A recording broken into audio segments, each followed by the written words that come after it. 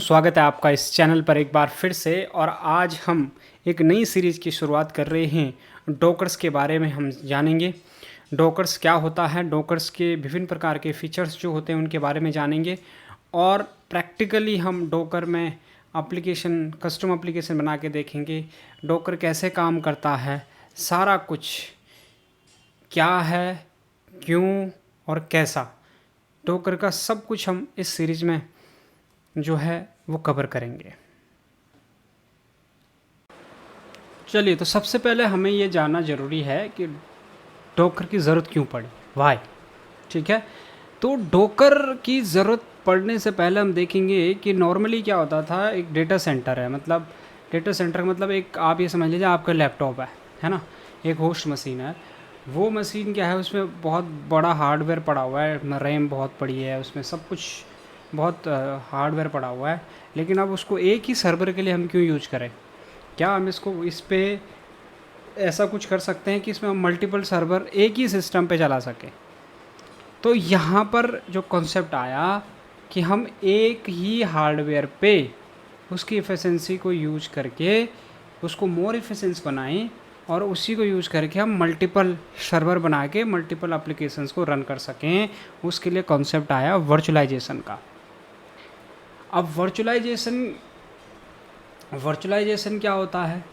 Virtualisation का मतलब हो गया कि हम एक हार्डवेयर, यानी कि एक लैपटॉप है आपका, उस पे हमें वर्चुअल ऑपरेटिंग सिस्टम बनाना है। एक तो आपका है ही होस्ट मशीन, बट अब अगर हमें छोटे छोटे वर्चुअल मशीन बनाने हैं अपने रिक्वायरमेंट के अनुसार, तो फिर क्या हुआ कि क्या होगा कि जैसे कि आपने एक वर्चुअल मशीन क्रिएट करी अपने उसमें, तो वहाँ पे आपका एक सेपरेट ऑपरेटिंग सिस्टम बन गया। वहाँ पे आप सेपरेट अपने एप्लीकेशन रन कर सकते हैं।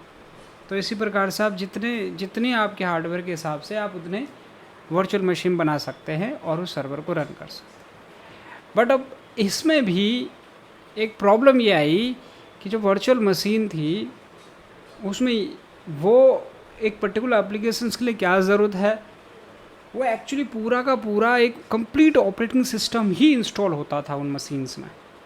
मतलब पूरा जितना फुल ऑपरेटिंग सिस्टम आपके होस्ट मशीन पे इंस्टॉल है, उसके अंदर भी पूरा एक ऑपरेटिंग सिस्टम इंस्टॉल होता था। उसकी वजह से क्या हो गया कि वो थोड़ा भारी मशीन्स बनने लग गई, और मतलब जितनी ज़रूरत नहीं है उस एप्लीकेशंस के लिए उतना ज़्यादा उसमें उससे भी फालतू का वो लोड यूज होने लग गया, उसमें लोड पड़ने लग गया।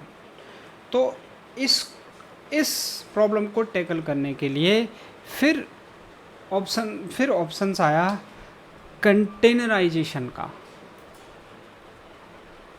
और वो कंटेनराइजेशन ही ये डॉकर है। मतलब डॉकर जो है हमारा, वो एक कंटेनराइज प्लेटफॉर्म है। सो अब डॉकर को समझते हैं कि डॉकर क्या है।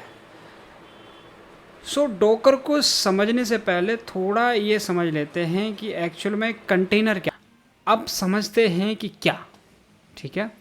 तो क्या की जब बात आती है तो कंटेनराइजेशन का मतलब हो गया, जैसे अगर एग्जांपल के लिए मैं आपको बोलूँ तो रेलवे, आपने मालगाड़ी देखी है, उसमें अलग अलग कंटेनर होते हैं, है ना। तो एक कंटेनर किसी एक पर्टिकुलर कंपनी का पर्टिकुलर चीज़ों के लिए होता है, राइट। मतलब किसी पर्टिकुलर चीज़ में, किसी में कुछ होगा तो किसी में कुछ होगा। सेम डॉकर है। डॉकर हमारा एक प्लेटफॉर्म है जहाँ पे हम अपने एप्लीकेशंस को डेवलप कर सकते हैं। अपने पूरे एप्लीकेशन को, उस पर्टिकुलर एप्लीकेशन की जो भी डिपेंडेंसीज़ हैं, उसके जो भी ज़रूरतें हैं, उसके साथ उसको बंडल बना के शिप कर सकते हैं और उस एप्लीकेशंस को हम रन कर सकते हैं इनसाइड अ कंटेनर। ठीक है, तो डॉकर का एग्जांपल समझ लीजिए कि एक रेलवे मालगाड़ी है और उसमें जो कंटेनर्स हैं वो अलग अलग एप्लीकेशंस रन कर रहे हैं हर एक कंटेनर में। तो इस सिस्टम को हम डॉकर कहते हैं। अब चलो थोड़ा सा डिफरेंट समझ लेते हैं कि कंटेनराइज्ड एप्लीकेशंस और वर्चुअल मशीन्स में क्या फ़र्क है। तो यहाँ पे क्या होता है कि ये आपका इंफ्रास्ट्रक्चर है, सपोज है कोई लैपटॉप है या आपका डेटा सेंटर है, कुछ भी आप कह सकते हैं। उसके ऊपर क्या है ना, ये हाइपरवाइज़र का मतलब हो गया कि ये एक सॉफ्टवेयर है जो अलाउ करता है आपके हार्डवेयर को to create a virtual machine on it, मतलब शेयर करता है। अब वो उस ऑपरेटिंग सिस्टम की जो हार्डवेयर है उसको शेयर करता है हर एक वर्चुअल मशीन बनाने के लिए। तो एक हाइपरवाइज़र की मदद से हम वर्चुअल मशीन बनाते थे, जैसे 3 वर्चुअल मशीन बना दी, तो ये कंप्लीट एक गेस्ट ऑपरेटिंग सिस्टम बन गया इनमें।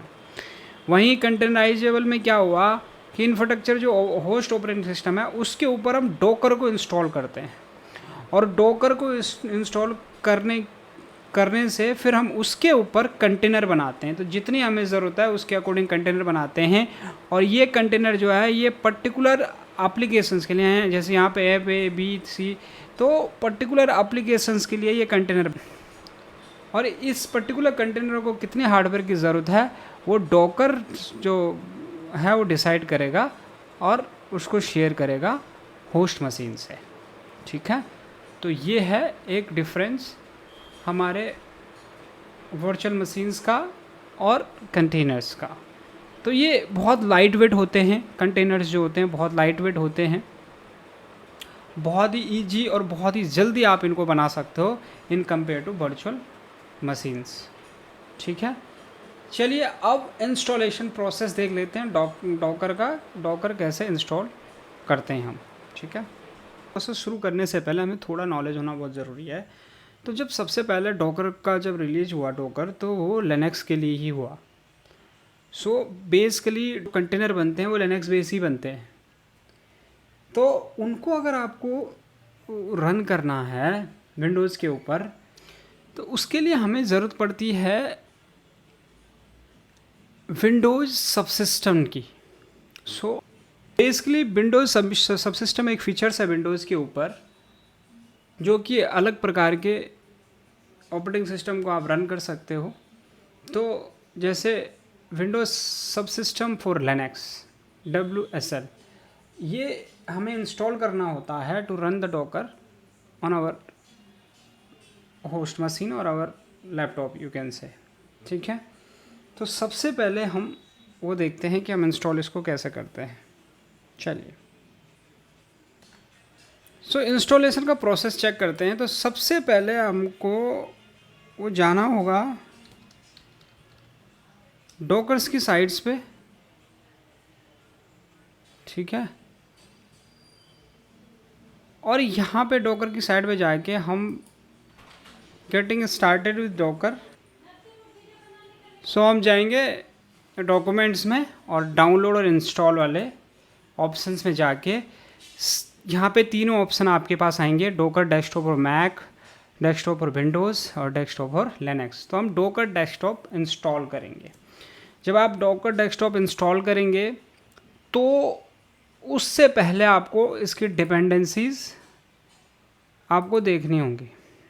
जब आप डॉकर डेस्कटॉप इंस्टॉल करेंगे तो सपोज हमारे पास जैसे विंडोज़ है, तो हम विंडोज़ में इंस्टॉल करेंगे तो सबसे पहले हमें उसकी डिपेंडेंसीज़ देखनी पड़ेंगी। डिपेंडेंसीज़ में यहाँ पे बता था सिस्टम रिक्वायरमेंट ये बता रहा है कि WSL2 बैकएंड, तो ये बाय डिफ़ॉल्ट ये बता रहा है, तो हम इसी को इंस्टॉल करेंगे। आप चाहे तो इसको भी डाल सकते हैं, इसके थ्रू भी चला सकते हैं विंडोज़ के ऊपर कंटेनर्स।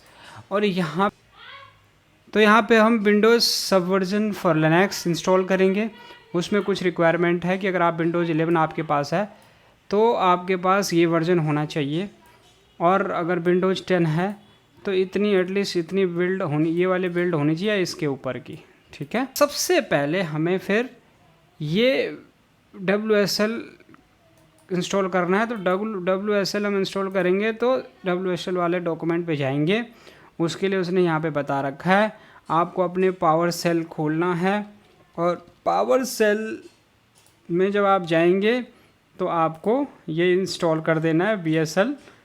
सो जब आप इसको रन करेंगे तो यहाँ पे आपने डाला, ठीक है, WSL इंस्टॉल, और ये इस प्रकार से इंस्टॉल हो जाएगा। क्योंकि हमने इंस्टॉल कर रखा है तो हम नहीं करेंगे, तो इस प्रकार से ये WSL वाला ऑप्शन इंस्टॉल हो जाएगा। उसके बाद वापस जब हम वो इंस्टॉल कर देंगे तो उसकी जो कुछ रिक्वायरमेंट है वो हमें देखनी पड़ेंगी कि भाई 64 बिट है, 5 GB एटलीस्ट रैम होना चाहिए, ठीक है। और जो सबसे जो एक बहुत इम्पोर्टेंट पॉइंट आपको नोट करना होगा, जब आप ये इंस्टॉल कर देंगे WSL को, तो फिर आपको अपने हार्डवेयर वर्चुअलाइजेशन की सपोर्ट को टर्न ऑन करना होगा अपने विंडोज़ फीचर्स में जाके। उसके लिए आप क्या करोगे, विंडोज़ फीचर्स यहाँ पे सर्च मारोगे तो यहाँ पे आ गया टर्न विंडोज़ फीचर ऑन और ऑफ। इस पर क्लिक करके जब आप जाओगे तो यहाँ पे आपको डिटेल दिखेगा, और यहाँ पे आपको एक जो है वो है virtual machine, Windows virtual machine platform, ये आपको इनेबल कर देना है। ये अभी हमने कर रखा है, वैसे डिसेबल होगा ऐसे जैसे ये है, तो ये आपको इनेबल करना है एक। और दूसरा आपको इनेबल करना है सब सिस्टम फॉर लिनक्स, ठीक है। सो जब ये इनेबल हो जाएंगे तो आपकी जो है वो वर्चुअलाइजेशन की सेटिंग्स जो है वो इनेबल हो जाएगी आपके होस्ट मशीन पे, यानी कि आपके लैपटॉप पे, ठीक है। और डिटेल में आप इस पूरे डॉक्यूमेंटेशन को फॉलो कर सकते हैं, बट जनरली रिक्वायरमेंट इतनी है, ठीक है। उसके बाद करोगे ये डाउनलोड करोगे जो डॉकर exe है, और उसको डाउनलोड करने के बाद उसको नॉर्मली जैसे exe फाइल इंस्टॉल होते हैं वैसे इंस्टॉल कर दोगे। और जब ये सब इंस्टॉल हो जाएगा तो एक बार अपने होस्ट मशीन को आप रिस्टार्ट करना, और रिस्टार्ट करने के बाद जब आप ऑन कर दोगे तो सबसे पहले आपको डॉकर डेस्कटॉप जो है यहाँ पे सर्च मारना है, तो डॉकर डेस्कटॉप आपके पास ऐप दिख जाएगी। वो आपको क्या करना है, तो थोड़ा सा टाइम लगेगा, जैसे ये अभी डॉकर स्टार्ट हो रहा है, तो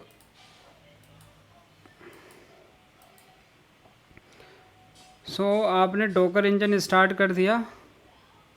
जब ये स्टार्ट हो जाएगा तब नॉर्मली आप क्या करोगे, आप यहाँ से डॉकर